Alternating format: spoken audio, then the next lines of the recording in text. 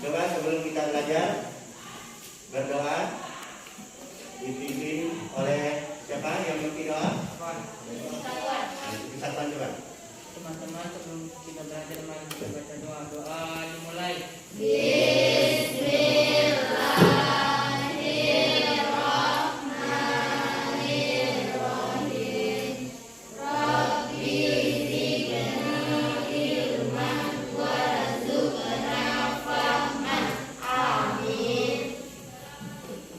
Jadi anak-anak sekalian, sebelum kita belajar, saya absen dulu. Di antara semuanya hadir ya? Atau ada yang tidak hadir? Ada. Ada kabar? Ada. Iya, jadi ada 2 orang yang tidak hadir. Nah, sekalian anak-anakku, hari ini kita akan mempelajari materi yaitu tentang beriman kepada kitab-kitab Allah yang diturunkan kepada Rasulnya. Nah, coba saya tanya, siapa yang masih ingat pembelajaran kita minggu yang lalu? Coba. Pembelajaran kita minggu lalu adalah membahas tentang hikmah rendah hati, hemat, dan sederhana dalam kehidupan sehari-hari. Hidup dengan sikap rendah hati menjauhkan dari sikap sombong yang bisa menghilangkan semua amal kebajikan sebagaimana kayu bakar habis dimakan api. Iya, oke. Jadi materi kita yang lalu adalah membahas tentang masalah hidup sederhana, hemat, dan rendah hati. Nah, hubungannya dengan materi kita adalah beriman kepada kitab-kitab Allah, yaitu kita harus lebih memperdalam lagi. Nah, caranya kita bergaul untuk memiliki sikap seperti rendah hati, hemat melalui kitab-kitab Allah. Jadi di dalam kitab-kitab Allah semua telah diajarkan. Nah, coba tujuan pembelajaran kita hari ini adalah setelah mengikuti pembelajaran dengan menggunakan metode discovery learning serta model discovery learning serta metode gallery walk, diharapkan siswa dapat pertama menjelaskan pengertian beriman kepada kitab-kitab Allah. Yang kedua, menyebutkan macam-macam kitab Allah dan isinya. Namun sebelum kita melangkah kepada materi kita, coba perhatikan kalian ada gambar, diamati dengan baik apa hubungannya kira-kira dengan materi kita. Ini coba gambar apa ini? Kompas. Bagaimana hubungannya dengan materi kita? Coba yang bisa menjelaskan. Coba. Saya Pak. Kompas adalah alat yang digunakan untuk mengetahui arah dan tujuan daripada perjalanan baik di darat, laut maupun di udara. Iya. Itu di darat, di laut dan udara. Nah, kita manusia hidup ini juga butuh betul. Nah, itu hubungannya dengan materi kita karena kitab Allah itu adalah merupakan petunjuk atau pedoman hidup dalam kehidupan kita di dunia maupun di akhirat. Nah, coba kerja.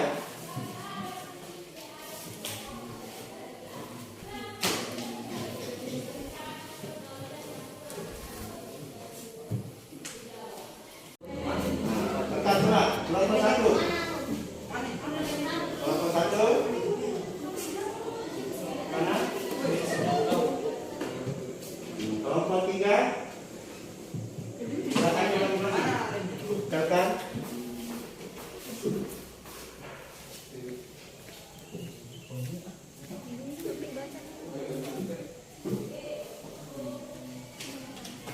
Ya, kelompok 2.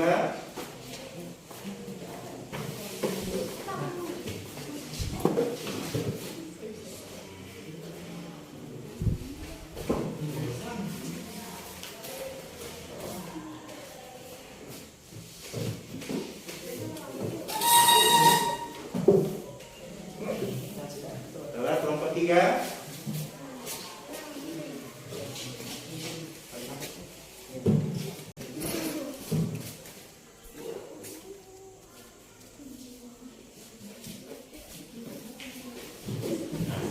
Coba masing masing-masing kelompok maju. Coba kelompok 3 ke kelompok 1 jelaskan. Bagaimana pendapat dia? Kesimpulan materi ajar bab 1 kelas 8. Pengertian iman kepada kitab Allah adalah percaya dan yakin dengan sepenuh hati bahwa Allah telah menurunkan kitab-kitabnya kepada para rasul. Kelompok 3.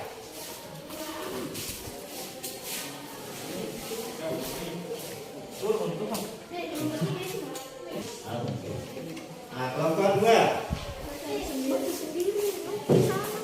Apa maksudnya?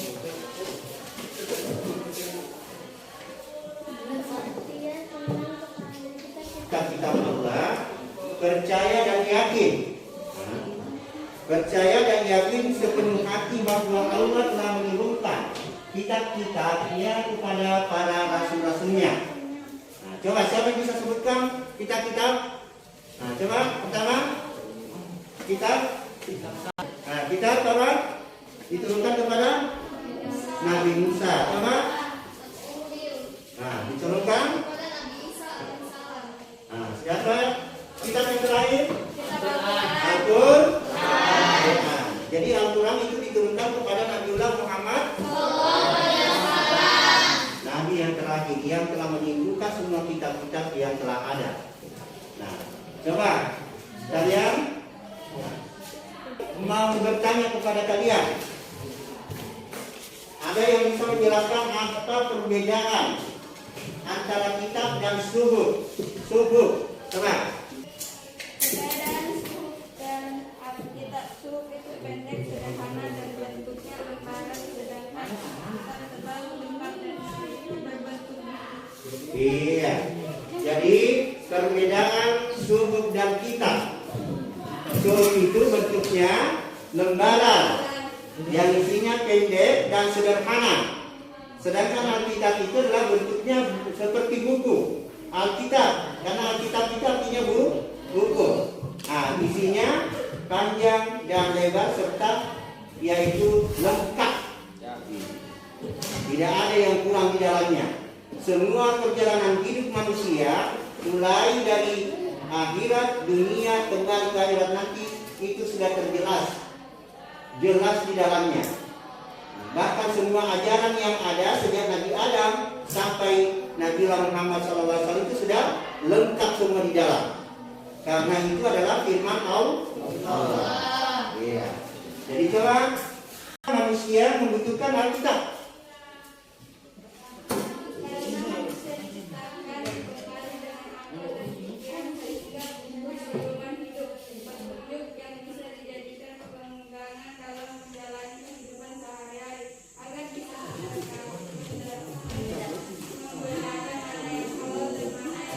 Jadi manusia membutuhkan Alkitab atau pedoman hidup karena manusia itu diciptakan dengan dilengkapi akal dan pikiran, sehingga di dalam kehidupannya itu dia membutuhkan petunjuk atau pedoman, sehingga dijadikanlah Alkitab ini sebagai pedoman hidupnya.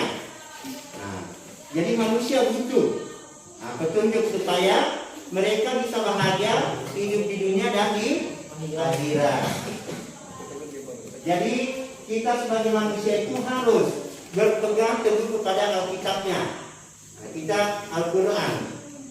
Karena Al-Quran itulah kitab yang terakhir diturunkan oleh Allah, dijadikan sebagai pedoman hidup atau petunjuk dalam menjalani hidup ini supaya kita bisa bahagia dunia dan di akhirat. Kira-kira sudah dipaham ya? Oke. Jadi penjelasan tentang pengertian daripada beriman itu sudah dijelaskan tadi, bahwa kita yakin dan percaya bahwa kitab-kitab Allah itu adalah diturunkan oleh Allah kepada Rasulnya sebagai pedoman hidup. Kita harus yakin dan percaya bahwa itu adalah datangnya dari Allah. Nah, yang digunakan adalah kalau Taurat bahasa apa? Kira-kira dia tahu tuh? Bahasa Ibrani kalau dari kitab Taurat. Kita Injil bahasa Suryani.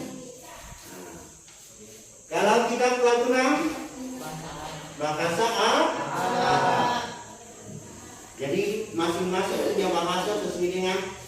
dunia. Karena kitab Taurat itu diturunkan sebelum Injil. Jadi kitab Taurat itu sudah ada sebelum Injil turun. Nanti setelah Injil diturunkan, maka Injil itu harus mengikuti Taurat, menyempurnakan Taurat dan Zabur. Nah, begitu pun Al-Quran. Setelah diturunkan pembelajaran kita hari ini, ada pembelajaran kita hari ini.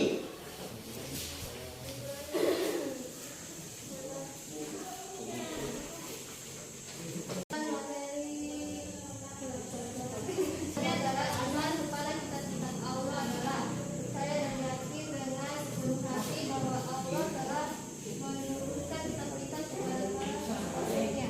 Nah, jadi kesimpulan pembelajaran kita hari ini adalah yaitu pengertian daripada iman kepada Allah itu adalah meyakini keberadaannya dengan sepenuh hati, dan kita harus tetap berpedoman kepadanya. Jadi kemudian karena pembelajaran kita sudah disimpulkan, namun sebelum saya tutup, saya ada coba ini coba amati gambar ini. Apa kira-kira yang kamu tahu tentang gambar ini dan kaitannya dengan pembelajaran kita ini? Coba. Berkaitan dengan kisah Nabi Musa. Coba tekan, coba. Itu adalah apa?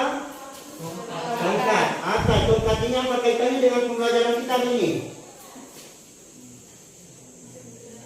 Bisa Nabi Musa alaihissalam yang diberikan oleh Allah mujizat, yaitu dengan tongkatnya. Dan kemudian pertanyaan, coba kali ini, dan jangan lupa kalian harus belajar. Dan ingat, pembelajaran depannya kita harus lebih giat lagi belajar. Nah, supaya apa yang kita pelajari bisa kita pahami dan bisa kita terapkan dalam kehidupan kita sehari-hari. Saya kira demikian. Saya tutup dengan mengucapkan alhamdulillahirabbil alamin. Wassalamualaikum warahmatullahi wabarakatuh.